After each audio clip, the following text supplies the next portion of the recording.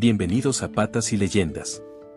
Pónganse cómodos, porque hoy volvemos a seguir el rastro de las huellas que el tiempo no ha podido borrar.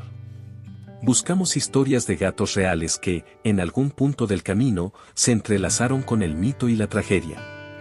Hoy, nuestra brújula nos lleva a abril de 1912. El escenario es el muelle de Southampton, donde un gigante de acero se prepara para asombrar al mundo. El Titanic. El barco que ni el mismo Dios podría hundir, está a punto de soltar amarras. Pero entre los miles de pasajeros y las toneladas de carbón, una pequeña presencia de cuatro patas está a punto de protagonizar uno de los misterios más inquietantes de la navegación. En los registros oficiales de la White Star Line no solo figuraban magnates de la industria y humildes inmigrantes. También estaba Jenny. Jenny no era una mascota de lujo, era una trabajadora. Transferida desde el barco hermano, el Olympic, ostentaba el título de cazadora oficial. En una mole de 46.000 toneladas llena de comida, su misión era crítica, mantener las despensas de primera clase a salvo de las ratas. Jenny conocía cada rincón de las cubiertas inferiores. Era la favorita de las cocinas. Violet Jessop, la famosa camarera que pasaría a la historia por sobrevivir a 3 naufragios, recordaba a Jenny en sus memorias. Describía cómo la gata era mimada por los ayudantes de cocina, quienes le reservaban los mejores cortes de carne fresca.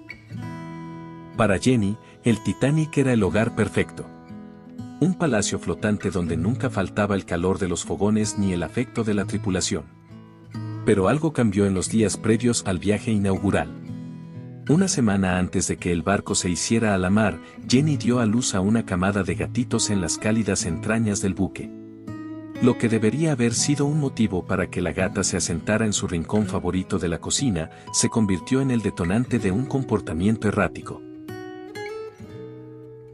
Testigos presenciales en el muelle de Southampton relataron una escena que, años después, cobraría un significado escalofriante. Mientras el Titanic terminaba de cargar los últimos suministros, Jenny fue vista bajando por la pasarela de la tripulación. No iba sola. Llevaba a uno de sus gatitos en la boca. Lo depositó en el suelo firme del muelle y regresó al barco. Repitió este proceso una y otra vez, hasta que sus 5 crías estuvieron a salvo en tierra firme.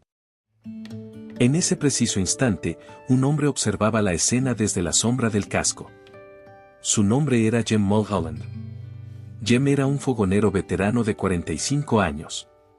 Un hombre con el rostro curtido por el hollín y las manos endurecidas por décadas de palear carbón en las calderas de los grandes transatlánticos. Jim no tenía un vínculo especial con Jenny. No era el ayudante que le daba de comer, ni el marinero que la acariciaba al pasar. Pero Jem era un hombre de mar. Y los hombres de mar de aquella época sabían que el instinto de un animal es una brújula que nunca miente. Jem vio a Jenny sentada en el muelle, lamiendo a sus crías y mirando fijamente la imponente silueta del Titanic. La gata se negaba a volver a subir. Para un veterano de 45 años, aquello no fue una coincidencia. Fue un presagio. Sumado a los extraños ruidos del barco nuevo y a esa inquietud silenciosa que solo los marineros experimentados sienten en los huesos, Jem tomó una decisión que desafiaba toda lógica profesional, recogió su petate, abandonó su puesto y desertó. Horas después, el Titanic zarpó sin Jenny y sin Jem. Mientras el gigante se encontraba con su destino en las gélidas aguas del Atlántico Norte, la gata y sus gatitos seguían a salvo en el puerto. Por su parte, Jem Mulholland simplemente buscó trabajo en otros barcos, continuando su vida en el mar, pero lejos de aquella fatídica travesía. Aunque no existen diarios firmados por su puño y letra, el relato de Jem Mulholland sobrevivió durante décadas en los puertos, pasando de marinero en marinero como una de las pocas historias con final feliz de aquella fatídica semana.